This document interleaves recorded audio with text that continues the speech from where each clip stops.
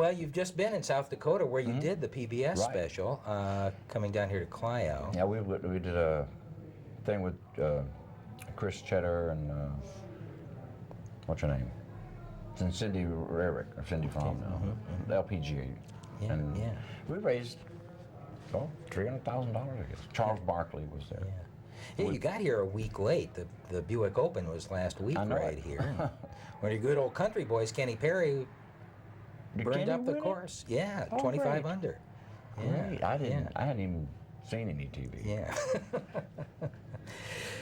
If you were to come down here, let's say travel from South Dakota down here to Clio, southeast Michigan, in your car, like the old days. Oh, yeah. And you turned on the radio, what kind of music would you listen to? I'm a puncher. Okay. Yeah. Got up 4 or 5, got all the stations set. I got a jazz station set, I got a country station set, I got a pop station set, talk radio set, you know. Yeah. I'm a button pusher when it comes to in the car. Well, and a lot of your songs, and Rhinestone Cowboy is a good example, are things that you heard through your career that seemed to pop in. That's for me. What triggers that for you? I don't know. Rhinestone Cowboy was it's the only big hit that he wrote, and I heard his record. I heard he did an album cut station, and I heard it on the radio, and just almost wrecked my car. I said, "My gracious, where does this song come from?"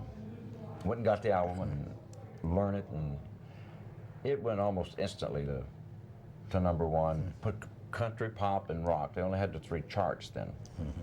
In fact, that stopped in 1977. Southern Nights was the last song to do that, and then they changed the charts around. But that was a huge one. That was the record of the year in '75.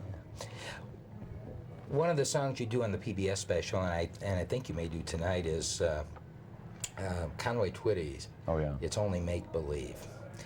Do you ever? I think I watched your VHS special or VH1, and I think it was in that special you said, I mean, some comment about all I ever wanted to do was go around the country and make music. Yeah, and play my guitar and sing.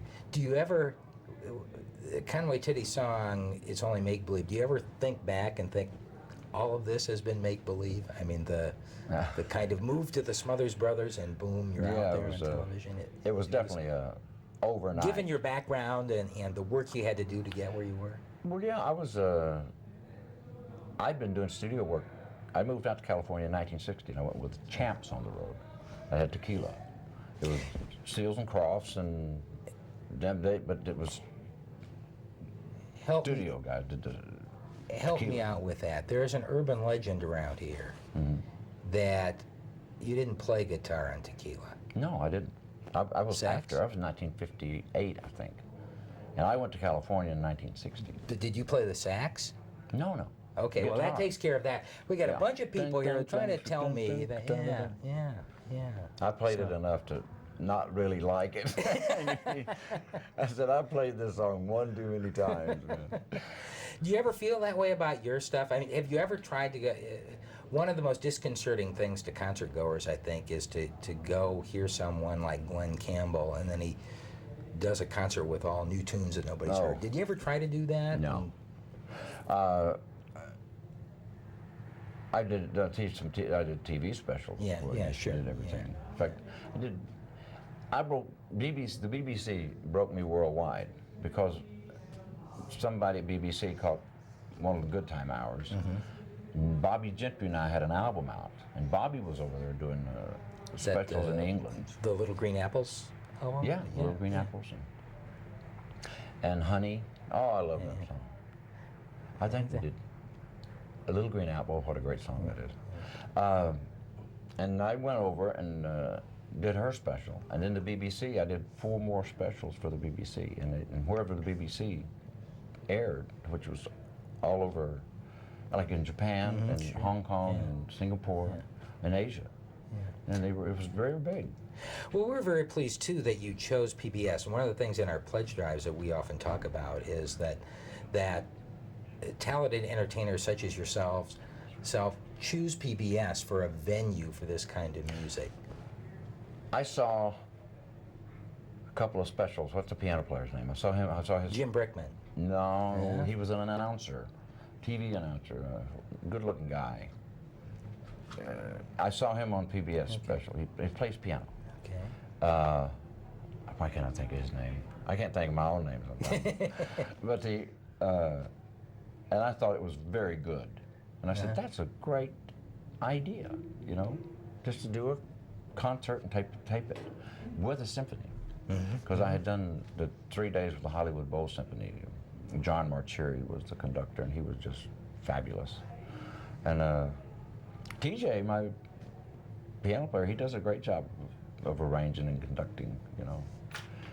And it was just, that really, that's probably one of my favorite shows I saw on PBS was John. What is John Tesh? John Tesh. John Tesh, okay. Yeah. Sure. How about, and he's married to, what's her name? I'll never forget old what's her name. Well, we got a great trivia game going here. Yeah. Connie Selica. Yeah. Yeah. That's Okay. exactly right. Yeah. Hey, he knows. Like the way, he didn't know that, I knew that. We can edit him out later, though, so we can make that work. Well, listen, I know you're probably getting close to going on stage. It's such a I hear pleasure. movement. Yeah. Such a pleasure to have the opportunity to meet you and kind of for myself reminisce of those good old days back at Bowling Green and when you were doing the studio work and with the Righteous Brothers, and then boom. I had a semi-hit with Bowling Green. Way down in Bowling Green. That's right, yeah. Okay. Prettiest girls ever seen. Man, this Kentucky sure is lucky to live down in Bowling Green. Glen Campbell, thank you so Thank you. much for taking time to be with us. My pleasure, and thanks for putting the special on. Okay.